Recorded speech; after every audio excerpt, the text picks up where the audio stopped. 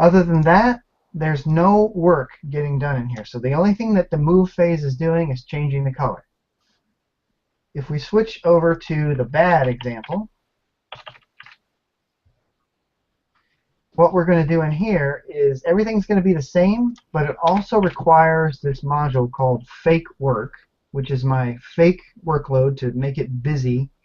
And if we look at that module, there's two options. There's fake work run and fake work run 2, which I'm using the second one because that one expressed a little better visually. And all this does is I call a function and I pass in a number, or I could just call it without passing a number. If I do not pass a number, it will choose 1e to the 5th, which is just 1 with 5 zeros after it. I can type. So it's just shorthand notation for that number there. And it loops from 1 to the max count, and it adds a variable, count equals count plus 1, etc., etc., etc. And it takes the square root of the count. So the whole job it's doing is counting and calculating a square root.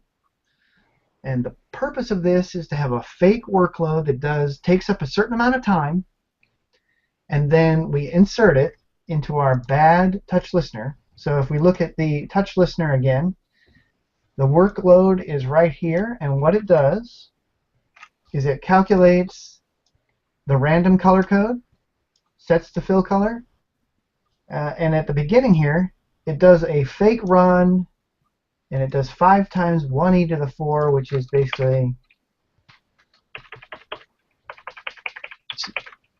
So this is... iterations. And this is happening each frame as we move. Every time a move event occurs, this piece of code executes. And it also prints out to the console the timer and how long it's been since the last time the work was done. So let me undo this, and I'll show you what it looks like when you run it. I'll show you the console output. So let's go ahead and run it. Let it get going here. Okay, you can see now it got stuck on the brown. So I'm moving my mouse around, maybe a little hard to see that, and it's stuck. It's like it's just not keeping up. Now if I look at the console output, what you'll see here is that piece of code executed, and 4 milliseconds later executed, 4 milliseconds executed, and this is not good. The reason it's not good is because basically a frame at 60 frames per second is, and I know somebody's going to ask me why is the number climbing, and I will explain that in a minute. The frame time for 60 frames a second is approximately 16 milliseconds. So if you're coming in every 4 milliseconds and doing work, you're doing 4 pieces of work per frame. And you should not do that, because only the last one is going to take. It's everything up until that point, it's, in this case, my work is totally wasted. The end result I want here is to change the screen color, and it's doing some other things. So why would I need to change the screen color 4 times if I can just do it once per frame? Because I'm not going to see it anyways. So why did the frame rate climb way up to 70 frames per second? I've noticed that Corona does this interesting thing that when it gets over busy, so you're doing too much work in any one frame, that frame gets stuck in effect, and then you'll have this really weird thing, and I don't see any examples of it in here, where some frames will be almost 0 milliseconds long. It's like it goes in, it says, I can't do any work, and then it aborts.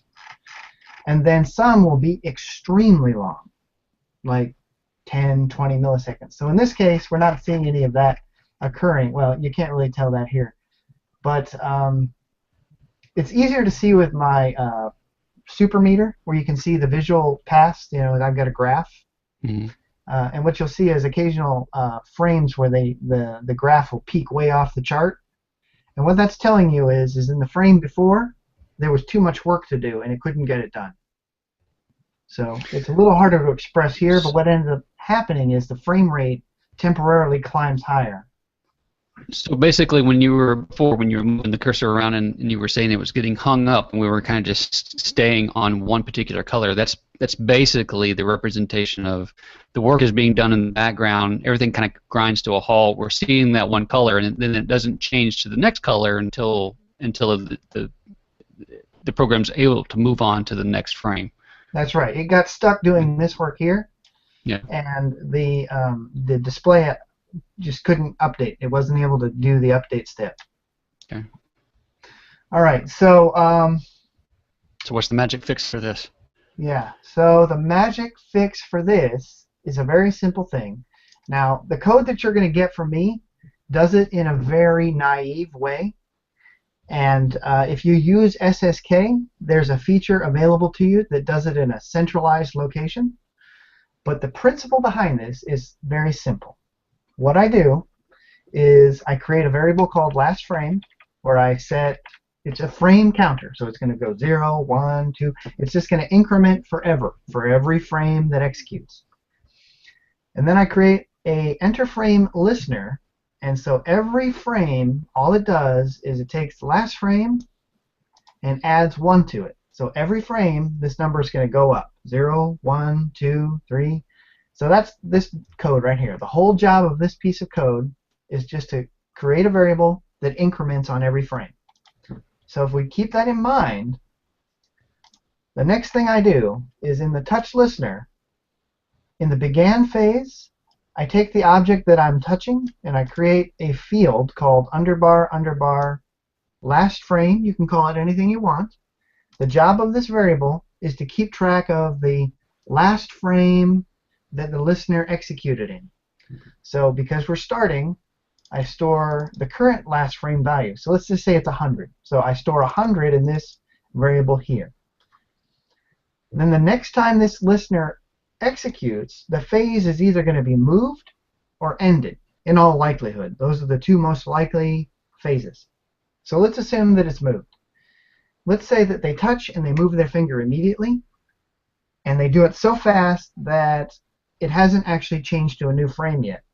What's going to happen is it's going to say, okay, the event is moved. Last frame, which is this variable up here, if it's not greater than my current last frame for this touch object, the one that's handling the touch, then just get out of here.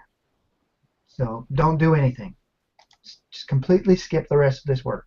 However, if this variable is less than the current last frame, so let's say this was 101, it'll fall into it'll dive into the code.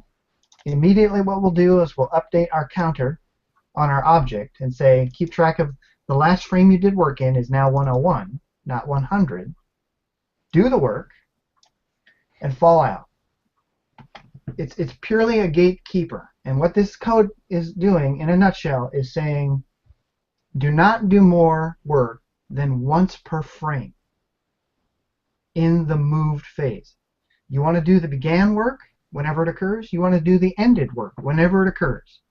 But don't do the moved work more than once per frame.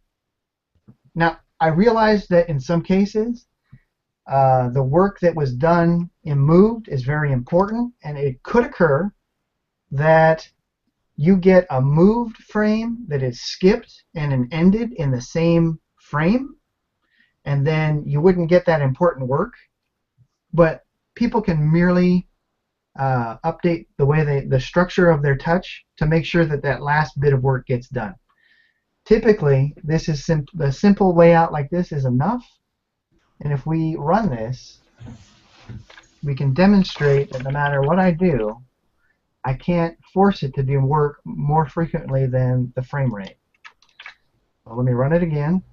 Hopefully I saved that. Yes, I did. And let's put this down here so you can see the output. And I'll move. And I'm moving. It's doing the same work, but everything's great. I can't see it. Yeah, you probably can't see it because Google, Google Play camera is not synchronizing the frame rate at 60 frames with this. No, I'm saying oh, there you go. Sorry, it didn't update desktops. Now I see it. Yeah, it doesn't. This is not going to look. You have to run this yourself to see exactly Hmm. what's going on.